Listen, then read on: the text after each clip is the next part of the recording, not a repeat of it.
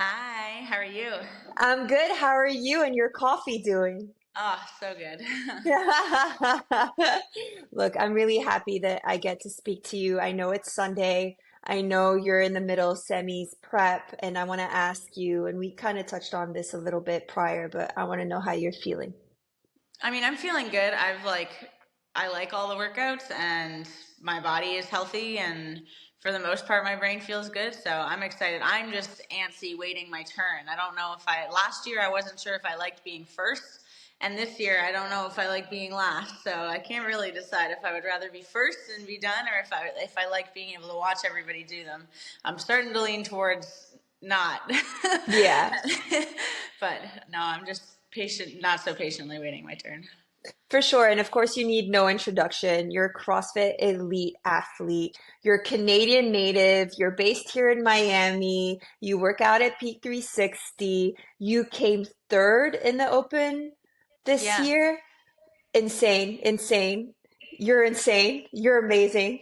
And of course, I'd like to know, and I'm sure a lot of people would like to know, what brought you to Miami?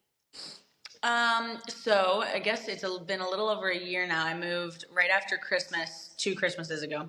Um, I had been training alone in Canada like my whole life, since I was a teenager, and like never had training partners. My only training partner was my mom, who was great, and she was the best. But the very first competition I ever did was Wadapalooza, which is in Miami, in 2021, and that was my very first like big girl competition.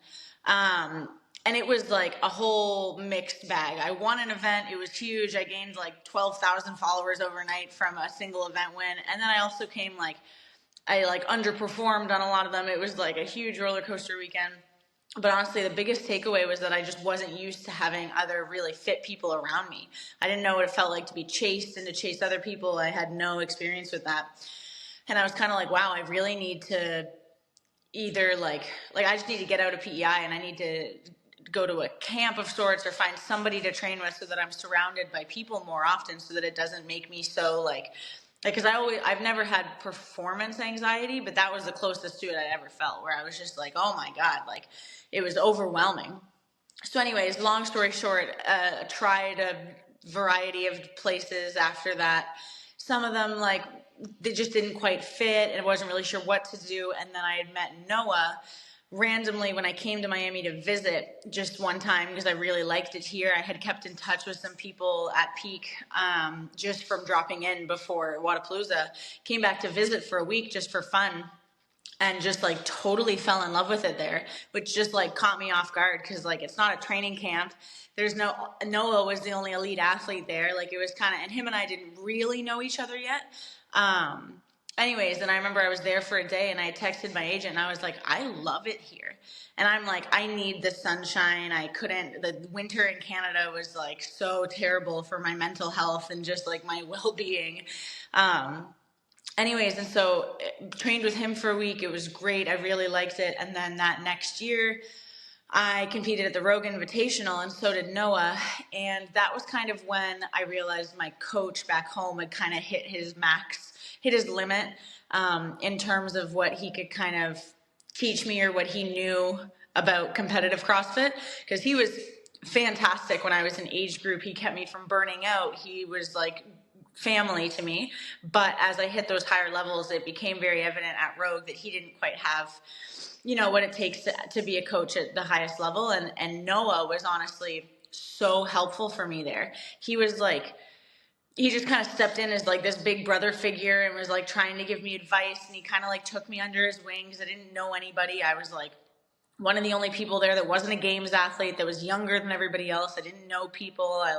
So he was really good to me there. And we had kind of like talked about like I should move up to Miami and train with him. And we had said that after I'd gone and visited, but it was never kind of serious. And then I think it was after Rogue that it really solidified with me that I was like, no, this is like the right decision. Because I was kind of teetering, like, yes, it'd be a good idea, and like I could get dual citizenship. My dad's from the States, whatever. But I wasn't entirely sure. And then after that weekend is when it kind of like solidified, like, no, you need Noah in your life. He's going to be a very positive force for you.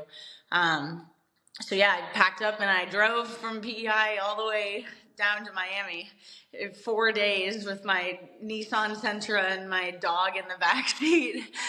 Um, and yeah, I've been here since. And so we met when I joined Peak. Do you remember how we met? Yes, you had my belt. Yes, Yeah, you remember. Yes, you I were like, do. I thought it oh, was so cute. I was like, who's this super fit chick that has my belt on? I wonder if she's friendly. oh, cute. And then at some point, I think we were all in a group chatting, and then I said something super sarcastic. And I remember you turning to me and saying, "Oh, I like you." And I'm like, "I like you too." And in Yeah, my head, that's I was so like, "I like funny. you too." And then I learned you spoke French, and I was like, all right, I'm sold. That's it, two blondes. And technically, given my age, I could kind of be your mom. Kinda, No, kinda. In some worlds, yes, but I think that's pretty barely. funny. That's funny. Barely, barely. But of course, I think, watching you train, you have this mentality. Like, I feel, and I'm sure people have probably told you this, but you have like a switch. I feel like when you're attacking something, it's like you're a shark.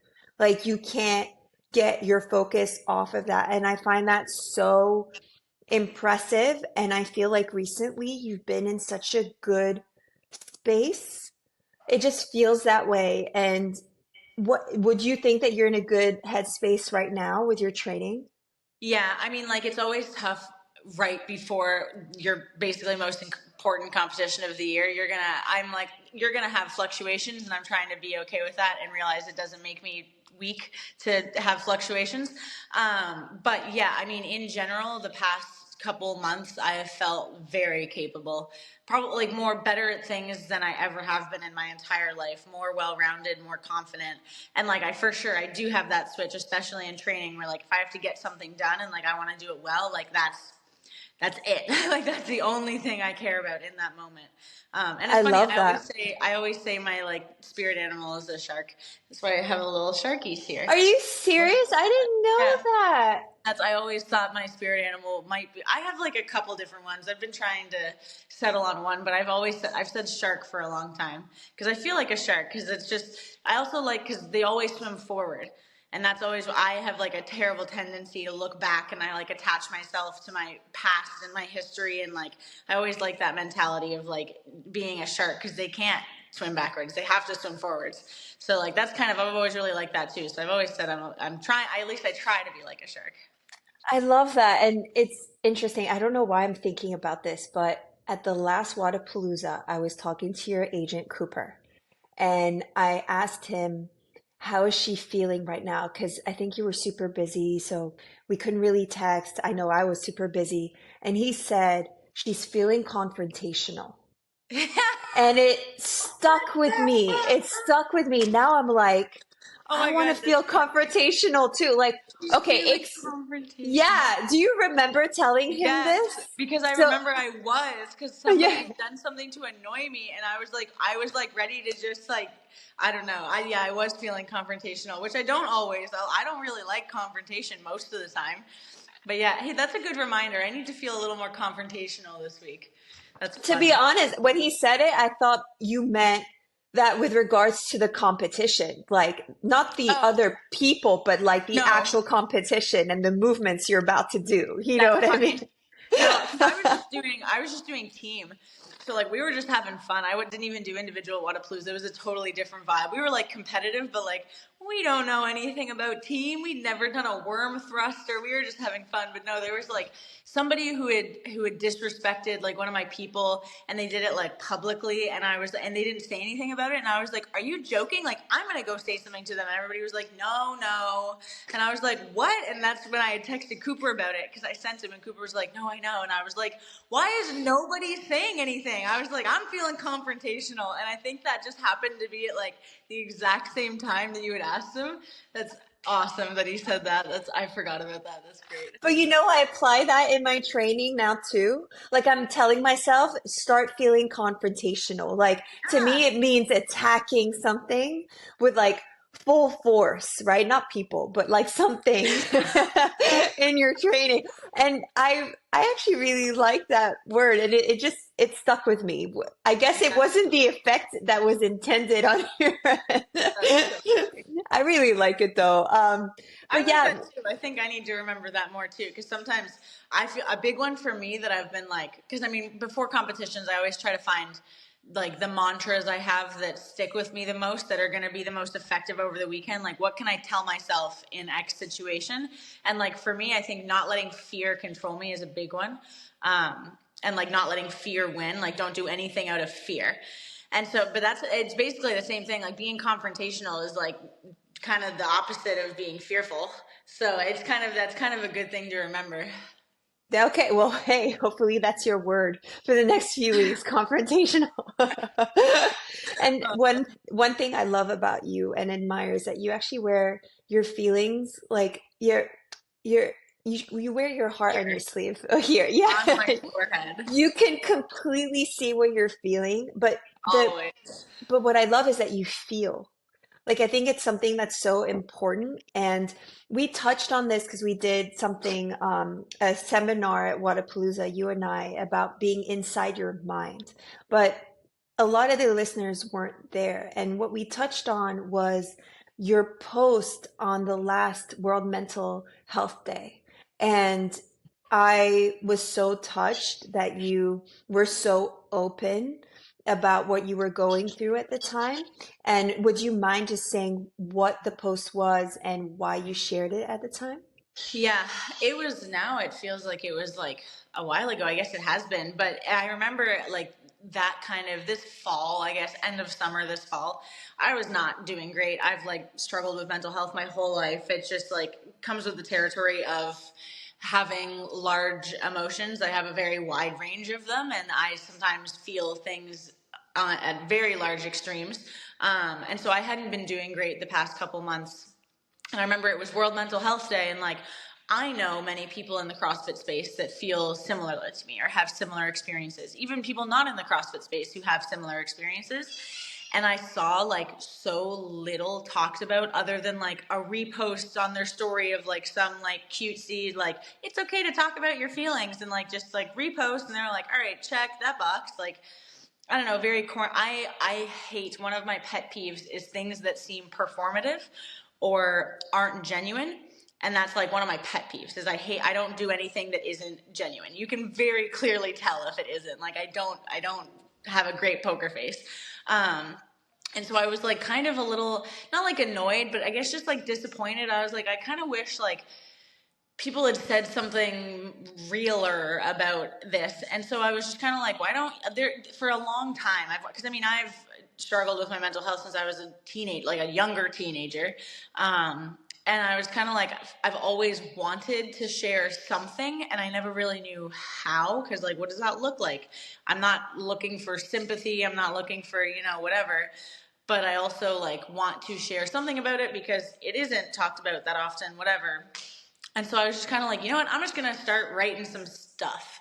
And I like in my notes app, typical 20 something girl with notes app is chaotic as hell. It's like grocery list and then all of my darkest emotions and like the same. Like, so anyways, I just started writing stuff down, and I just kind of like poured some stuff out where I was like, hey, I wish I saw more about this. And if I can be what I wished I saw from somebody else, then like that's a positive. Like, I'm not looking for sympathy or whatever advice, like anything. Like, I'm fine also. Like, this isn't, because, sometimes when people post on Instagram, it's like, I'm like, they post that black and white photo, and it's like, I'm out for the season, or I'm like burned out. Like, I was like, I'm fine. I'm just going through it right now. Like, it's just part of the territory. Um, and so I kind of put that post out there, and it got like very positive, very, very positive reactions. And I was like, oh, that's great. And I haven't shared much about it since. I also started doing better, which was nice, because again, it kind of comes in waves. Like, was doing quite poorly, was doing better, did poorly for a while, now I'm doing better again. Like, it's just kind of how it goes, and you have to learn how to kind of ride the waves as best as you can. But yeah, it was a very rewarding thing to put out there and to have people relate to it. And I was like hopeful that it could be to somebody else what I wished I would have seen, on whatever day that was. Yeah, and I think it's very brave. I know more and more, like it's more accepting to talk about what's going on in your mind, even when it's not going so well. But it still is scary to talk about it. And I love that you did it for other people, as in, hey, if they see this, at least they'll know that it's okay to not be okay. And it's not just a generic, like, talk about your feelings, but like, this is me, a high level athlete who might seem like she has it all together, but right now she's going through it. And I loved it. And I remember, I don't know if it was in the post or in our conversations after, but from what I remember, Papa Greer, as I like to call him, your dad, told you that you are inevitable, right? Yeah. Do you mind explaining what that is? Because even just as I say it, I'm like getting goosebumps. I just think it's so loaded in the most beautiful way. Do you mind explaining what he means? Yeah, I was gonna make a joke about him just calling me Thanos because I'm a big purple idiot, but that too. Um, no, since I mean, like, there are. This is something that I've thought about a lot recently because semifinals are coming up. It's going to be a very good year for me, whatever. And I've thought about things that I want to share after the fact. Um, there are very few people in my life right now who have been in my life since I started CrossFit. Since I started competing in CrossFit, I should say, because I started competing when I was 14. I'll be 21 in a month. So that's 6.5, 6, 7 years. Um, and there's very few people that knew me when I was competing in the age group division that know me now. Even my coach now, Max, who's fantastic. He was with me when I got my heart broken at semis last year. He's been part of that with me, but he didn't see me get my heart broken in my ninth grade math class, hiding my phone under my textbook because I'm refreshing the leaderboard, trying to watch my name drop from 20th to 21st back and forth like 100 times as scores are getting put in. Um, and some of the only people that have been there and that are still in my life are my parents and my dad especially, and they've watched me since I was 14 get my heart broken by CrossFit, and be so close, and like every year since I was 14. That's like a fourth of my life, like a half of my life. What am I saying? Like, that's literally 50% of my life Yeah. has been spent getting my heart broken by CrossFit, which is crazy. Anyways, so what he likes to say, and he has said for the longest time, is that it's never like a matter of if, it's always when. He's always believed in me, and so he always calls me inevitable because he's like, no matter what, you are inevitable. Like, there's just nothing that you have ever done that is just like, he knows me, he knows my brain, so that's kind of his thing. He likes to call me Thanos, but but no, his little mantra for me is always that it's inevitable. But yeah, I like that one too. I like that word. Yeah, and your parents, I've had the chance to spend a little bit of time with them. They're so kind. And even your mom, you were there too. I shared something that was going on that I wasn't so happy about, just like body image stuff. And you both, I think for a good 20 minutes we're trying to build me up and trying to speak to my logical side as well. And that moment for me was really important and very touching. And it just shows that not only are you a good support system for people around you, and for yourself because you've developed those tools, but you also have beautiful parents that are really there to like be your foundation and lift you up when you need it. They're really, and your mom is like a competitor. Yeah, Like she's amazing. I'm watching her handstand walk. What age group does she compete in? she's in the 55 to 59. She's in the upper end of that one. It's just on so many levels. Maybe I need to interview her. You know what? Yeah, I'm gonna reach out to Mama seriously. Greer. I No, want to talk to you. yeah. She's really cool. So that's how you're dealing now, just like on a macro level. But let's talk about micro level. A lot of people who listen to this podcast are really into sports. It may be CrossFit, it may be something else, but they're interested in sports. And what I like to also talk about is how elite athletes like yourself deal with bad training days or bad competition days. And it doesn't have to be CrossFit related, but just like what's going on in your mind to try and sort of reset. Do you create I'm thinking about Michael Jordan. You know how he creates this whole like um narrative in his mind where he becomes angry at people and that's how he beats his competitors. Like that's his tool. What tool do you have to kind of flip things and try to win and give 100% of yourself that day? I think it's honestly it's very similar. If I get pissed off, like that'll do it. And normally I just have to. For me, what's difficult, I think the biggest challenge for me is that I don't get angry very often. I get sad, and sad is a much less motivating emotion than anger is. And so I think the key for me is to turn the sadness and the disappointment into anger and like being annoyed, like turn it into kind of like pissed off, something to prove, instead of like disappointed, sad, like down, because that's not a very, anger is a very motivating emotion. Sadness isn't. Sadness weighs you down. um, and that is kind of the trick that I have learned. But it is it's very difficult, especially like as somebody who feels very deeply. It's hard for me to just stay like this for a weekend, because that's not how I naturally am. And that's like, it can be a superpower in a lot of ways, but it can be a detriment if I don't learn how to control it. And that has been one of the biggest issues I've had at competitions. That was the first thing Noah identified about me at Rogue, was that I did this.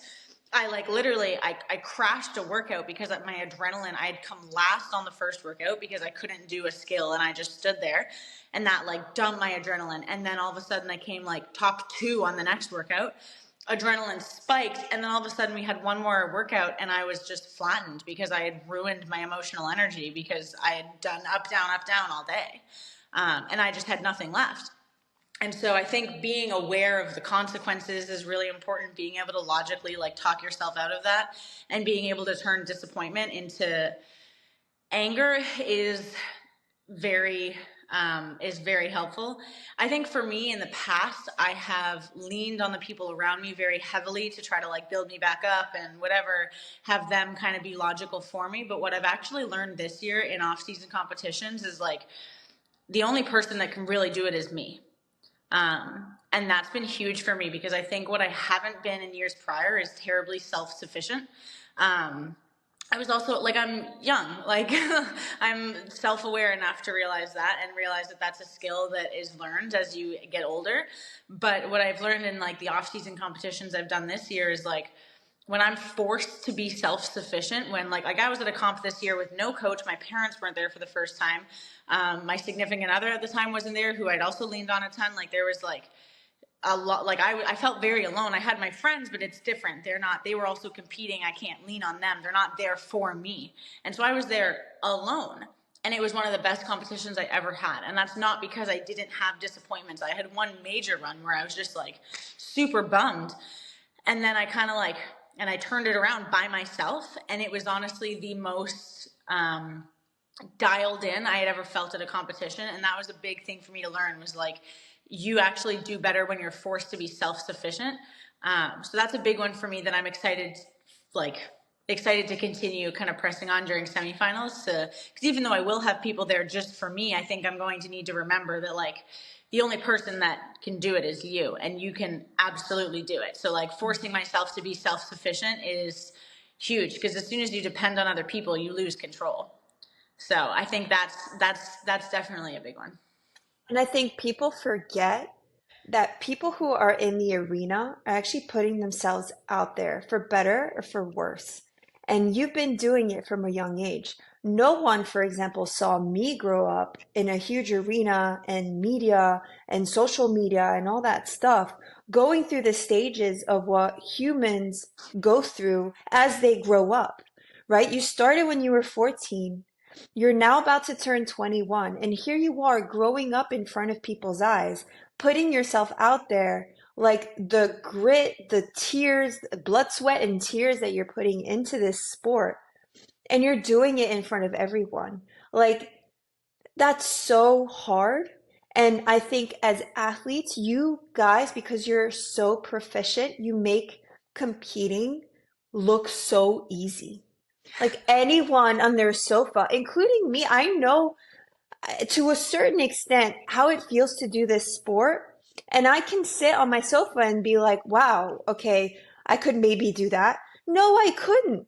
When you actually try it, there's no way you can. And that's because you guys make it look so easy. So people just forget how hard it is to be in that arena, be the one doing it, and having to go through the emotions of doing it, the physicalities, like, and you train for this. This is your whole life. This is your job. Yeah. People really forget that, and maybe to a certain extent, maybe you do as well, because I think maybe if you took a step back, you might give yourself more grace, like more understanding of what you're going through. But it seems like right now you're in such a good headspace, and that makes me so happy. And I guess on the flip side of my question, because I asked you, how do you deal with bad training days or bad competing days? How do you deal with good training days or good competing days? And I'll probably premise this question with, let's say, when I have a good training day, I'm thinking it's a fluke. For example, this is why I'm asking you. Maybe you might not think this, but how do you deal with good training days?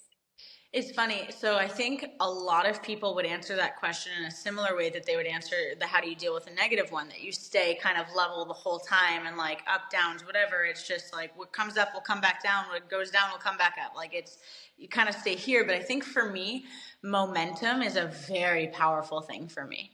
And so yes, I do that, but I also take advantage of like when I'm feeling good, like use that momentum because it's really good for your confidence. Like there was a period a couple months ago where every time I went to the track, I PR'd something or I did something faster. I held a faster pace because it's just every time I went, it was like, well, last time I did this, and then I would try and I would do it. And that momentum just kept going. And like I improved faster in a month than I had in years at one thing just because it just felt like it was just like flowing. So you really, I think for me as an emotional mental athlete, like that's momentum is big for me. So like I take advantage of a good event and like I take that confidence and I let that adrenaline burn. I don't like push it down because I'm like, no, let's go. Like let's get more of those, stack more of those events, stack more of those days.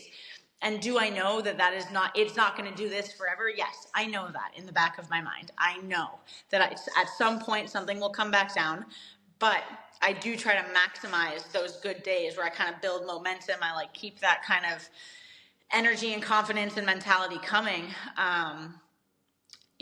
Which I guess is kind of different than other people who just take the good with the bad and they kind of just ride out in the middle. I try to push that momentum.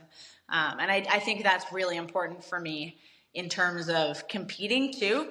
I think like quarterfinals is a great example. I started not well. And compared to Alexis, she started with a great event. She had a great first event. She knocked out the second one. Last two were done in the same day. She was done in like 3 days. I, on the other hand, had a not great first event. And then all of a sudden I had camera issues and I had this, and it just kind of started, and it was a battle for me to continue to perform at the level that I'm capable of while feeling like momentum was kind of working against me. And that was really good. I think that was really good for me to be able to do, because naturally that's not, I want to like just ride that roller coaster up the whole time, which is what I did last year at quarterfinals. I had a great first workout, next one went well, did the last two, no redos, done, was like 7th in the world. I was like, cool. And then like got to semifinals and got flattened. And this year was kind of the opposite. Quarterfinals was a mess. I like was battling against like bad momentum. I had to do a workout twice in one day. I had to do the first one 3 times for like various issues. And I was just like, every day was just a battle. And I was able to do it. And I think that was good for my confidence in a different way. So yeah, that was a long-winded answer, but No, I love it. And it's interesting because I feel like I need to learn from you on that point. Because what I meant by, for me, if I have a good training day, I think it's a fluke in that I know there's a quota. Like there's so many good days that you're gonna get. And so it's inevitable that you're gonna have a bad day. But I like that you go into that from a headspace of, I'm gonna gain momentum knowing that it's not forever, but I'm still gonna use it as much as possible and keep it going as much as possible. yeah. So I'm going to apply that not only in my training, but also in my life, thanks to you. So thank you, Yay. Anika. Yeah, I'm definitely no expert at it. It's like you can say all these things, but I promise it's still difficult for me to do sometimes too, and be okay when things start feeling worse. But if you yeah, can logically talk yourself, that's a big one for me. Is as somebody who's very emotional, logical arguments like I don't want to say don't always work, but sometimes like if you can logically talk your way out of something as like an emotional person, it ends up helping because like you need something to kind of counteract the large emotions that have you kind of feeling some sort of way about yourself or about other things. for sure. And actually, now that I think about it, if you weren't doing CrossFit, what would you be doing? What would Anika Greer be right now? That's honestly that's a great question because there there's a few things that I have had interest in my whole life. There's only one other thing that I have ever loved as much as CrossFit, or felt this passionate about, and that's riding horses, show jumping. That's what I did my whole life. I started when I was 3 and like did that until basically I went full time CrossFit. I sold my last horse and like stopped competing. But there is a part of me that thinks I would have done something in that realm because there's very little that I feel that strongly about. Um, and I mean, there's other things. I started a degree in English literature. I always loved writing. I love languages. Like I speak French. I love learning languages. I like linguistics. Um, Probably would have finished that degree. I also, there's like a plethora of things like that I have interest in that I probably would have pursued more. I love interior design. I love color. Like I just like things like that make me very excited. Like I just moved into a new place and I got to basically start from scratch. And it's been so fun. Like a lot of people find that stressful where they're just like, they don't know what to do, whatever. It's just like starting from scratch. That sounds like a nightmare. For me it was so exciting, and so I like there's things like that that I probably would have tapped into more too, would have done more interior design, something more artistic. I'm also very passionate about um, like ecology and conservation and the planet, and I would have done something probably in relation to conservation. Like there's a number of things that I really enjoy and am passionate about that I would have poured more energy into, whether that be school or whatever. um it right, I don't know what one. Let's say like CrossFit just like I don't know, somebody like abolished it tomorrow. I think I would still do something. I think I would still be a professional athlete in some sport, whether that be I went back to riding and tried to make a real run at doing it. That's a whole other thing, a complicated thing, but whether it be that or I get into bobsled or I play rugby. Like I think I would do something in some other sport because there's a plethora of other sports that I'm like, I think I could be pretty good. I'm pretty sure I have like the world record in some like, or at least national record for powerlifting without even training for it in my weight category. Like there's other things I just think I could be very good at if I put time into. So like I can't imagine myself ever not being an athlete, at least at some high level. I'm way too competitive for that. I think everybody would hate me if I didn't have a real competitive outlet. Truthfully. But then there's also like some other real world things that like I could very much see myself doing in my older years. Yeah, I have two thoughts based on what you just said. One, now I understand why your legs are so freaking strong because you've been riding horses since you were 3. Yeah. Now this makes sense. And for the listeners, just look at her Instagram, check out her lifts, watch any sort of squat clean or squat snatch and see her joints bend and her legs stand her up. Like I really want you and the weight on the bar. That I really want you guys to check that out. Your legs are so freaking strong. It's insane, for one. And two, I love that you think that you could be doing A, B, C, D, etc. Like the list is long. And I've always stood for there's not only just one career in your life. There's not only one chapter. Like you can do all of those things separately, together, like who knows? I know that the world is your oyster and you have so many talents and so many interests, and it's just up to you to decide when. And like your dad said, you're inevitable. So, Yeah, I agree. I think you should do a million things. I think there's so much time to do 100 different things, and yeah, I agree.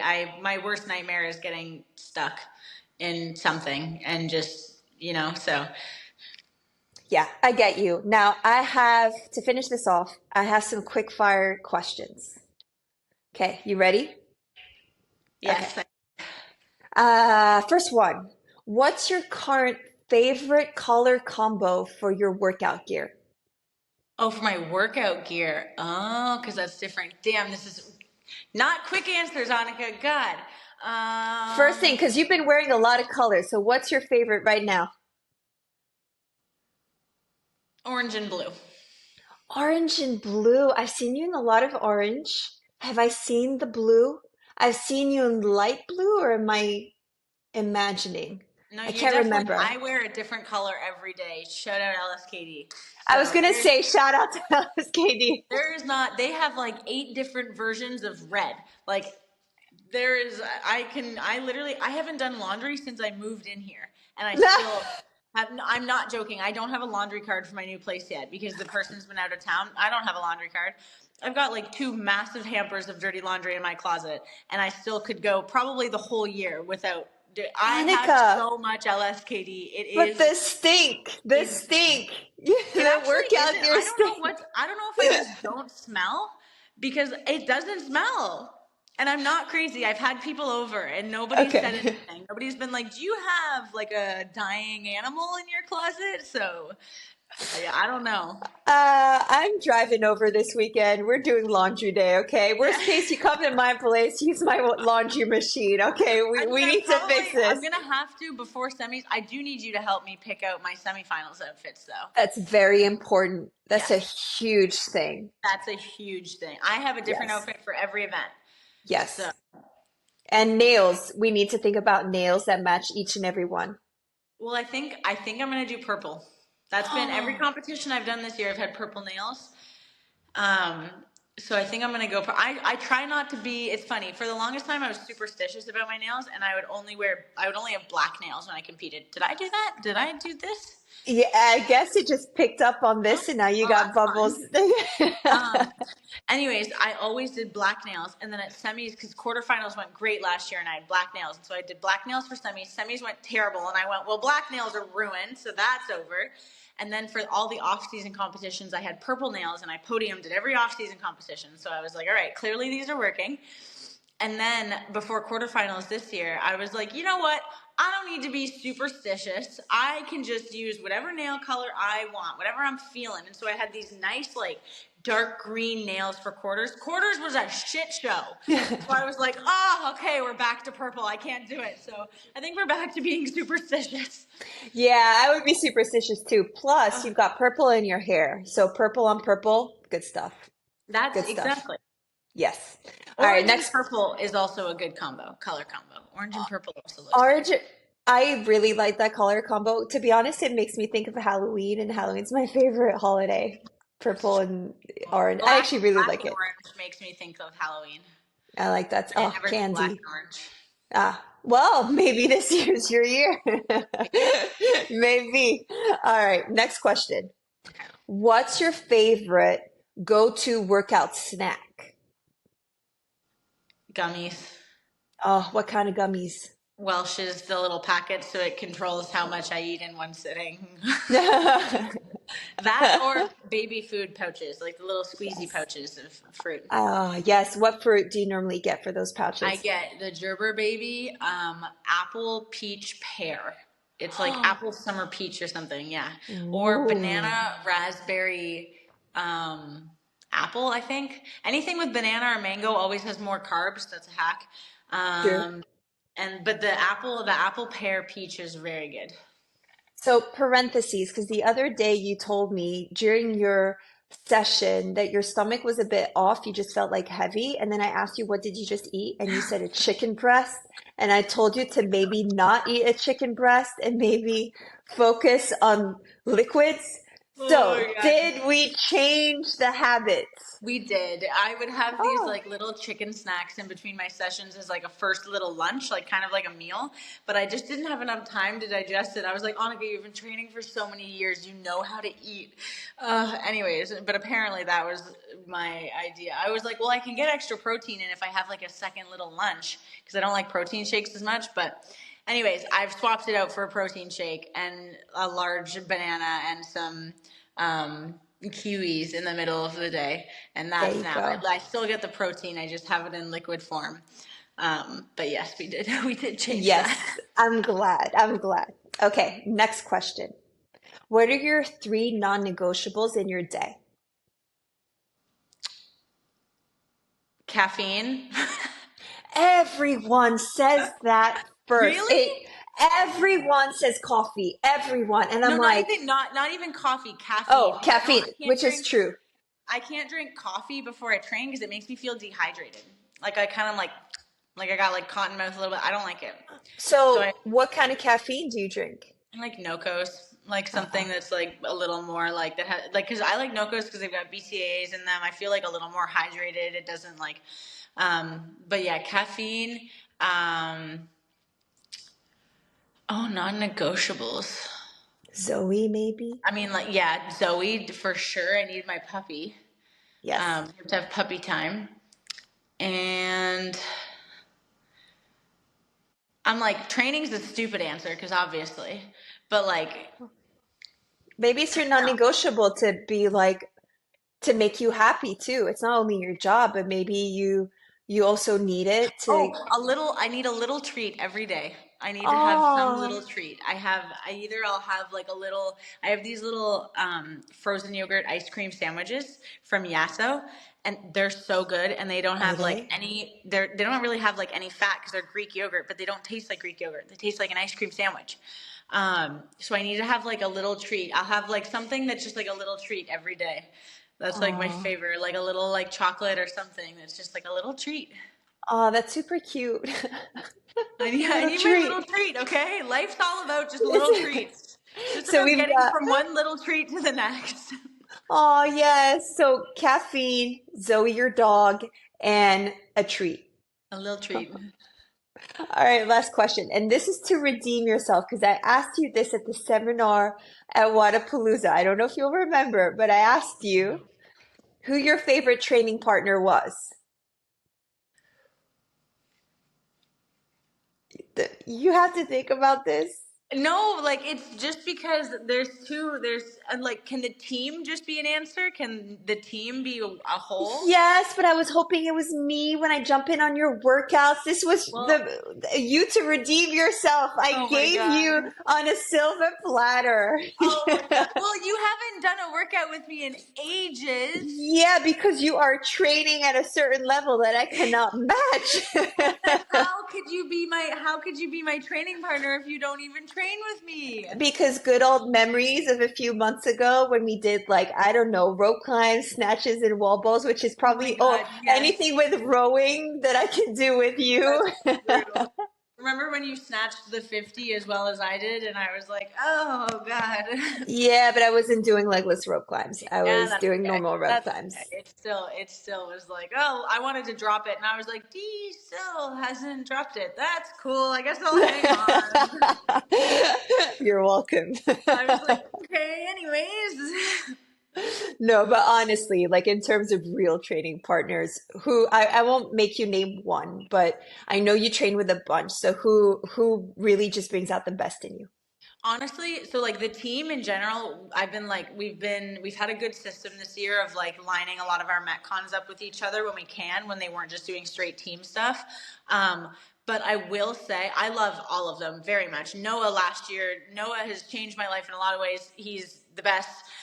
And I love Matilda and Tola. They're fantastic. But I will say, Lena has made my running so much better because Matilda is one of the best runners in CrossFit. She go bye bye. She go run with Noah. We go bye bye. Tola is also very good, but Tola's a man, and so we also go bye bye for the most part. Um, but Lena has always been. Lena's a very good runner, but she's been closer to my ability than Matilda was. Matilda's like insane. Matilda could be a runner if she wanted to. But Lena has like always been closer to my ability, and she told me at the beginning of this year, but right before she moved here, she told me at Madrid at one of the off-season competitions we did, where I was really disappointed because I've been running so much and it didn't show up in the results, and I was just like, God, like that sucks. I do this so much. And she was like, truthfully, what you need is you need to run with somebody faster than you, because I just think you've put a cap on yourself and I don't think you know how to race, which is very true. Because I was like, I just got stuck in the back, and that's where I stayed, because that's where I mentally felt like I kind of belonged, and I didn't know how to race against other people. I didn't trust my abilities in that sense. I also wasn't quite good enough yet. But anyways, and I didn't really believe her. I was kind of like, I don't know. I ran as fast as I could, whatever. And she moved here, and I did all my track sessions with them, and little by little, I start like keeping up with her, because I see what they're running, and it's just subconscious. You just want to start at their paces. And for the longest time, I would do these workouts where like Lena and Tola would be like, start with us, just start with us. You do the first repeat with us, and then you can do whatever the fuck you want. And so I've sworn so much on this. I don't even realize I do it so bad. But I love anyways, it. You are you, my girl. it's just the Canadian in me. I can't help it. And so I would do the first interval with them, and I would hold on to their pace, and then I would fall back. And I would suffer on those workouts because like I die, right? And then little by little, I can hang on for longer and longer. And now all of a sudden, I'm running with Lena. Now we do our running workouts together. Now I match her pace. Now she matches mine. Now I'm coming in on runs first. Like, it's just that progression. And truly, I think that is because I've been running with her. Like, I didn't really realize how beneficial that was going to be for me. Because in my head, for the longest time, I'm like, if I could run faster than you, I would. I just can't. Like, I'm running as fast as I can. But I didn't understand the like complexities to running and racing and stuff like that. And it's been so good for my confidence of like, hey, if she can do that, so can I. And now I do. And it's been huge. And she's been so helpful for that. So that's been really, really, if pick one thing, that would probably be it. That's really cool. I guess I need to start running with you guys. Do it. Bye I love to bye. do some track sessions. Yeah. Bye. Bye, Bye bud. bye. Go find your dad. I don't see you guys anymore. And then Your you hear little Noah dots. come up behind you on the first 400, and you're like, "That's cool." See ya. Noah will put a 20-pound ruck on, like a backpack with weight in it, and run as fast as us. Really? Yes, faster. Like, it's ridiculous. It's stupid. He's so fast. It's crazy. Wow. You Anyways. know, I did a 5K for charity yesterday, and there were kids doing it as well. A kid overtook me. No, yeah, some of these I've seen, I don't know what it is in the water in these Scandinavian countries, but there's like these little Scandi kids that run like sub 25Ks. I'm like, Uh, what is in the water? Like 18-minute 5Ks. I'm like, are they going to get slower as they get older and, develop muscles that have to shuffle lactic acid, or what? 'Cause 18, you know how long it took me to run that 5K? It was in the heat. It was 100 degrees, record-breaking heat, but still, it was it crazy yesterday. it took me 30 minutes to run a 5K. That was me at one point. That was me at one point. Oh, there's hope. Is that what you're saying? There's I hope. am. I genuinely 100% ran over 30-minute 5Ks when I first started. Oh, Absolutely. When I first started CrossFit, I couldn't run 400 meters without stopping and you walking. were 14. You were I'm sorry, 14. an 8-year-old overtook you. I don't want to hear it. I could have been much better at running. Yeah, that was, but I was cheering the kid on because I thought that was really cool. But inside, I was like, I'm happy for you, but this really sucks for me. That's Thanks. so funny. Well, Annika, thank you for the laughs. Thank you for also being very just open with what's going on in your mind right now. I love to see you flourish, and you are flourishing. And thank you for the life lessons that Yeah. not only I will be using, but I know a lot of people will too. So thank you. I'm so happy we had time to do this. It was great. Finally, thank I you. know. Yeah. Yay.